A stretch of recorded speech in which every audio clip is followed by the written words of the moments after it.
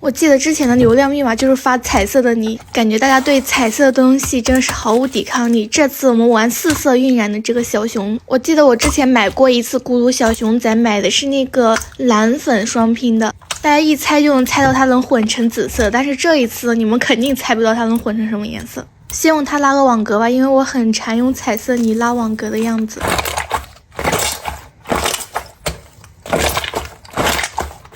这拉网格是真爽呀！我宣布，它在这种没有混匀的状态下是最美的，就是不知道它等会会混出什么颜色。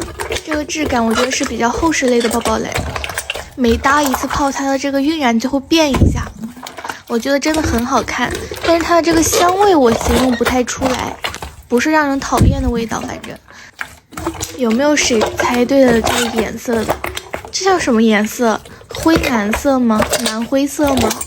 不得不说，它这个质感还挺稳定的。上次玩的质感和现在玩的质感完全一样。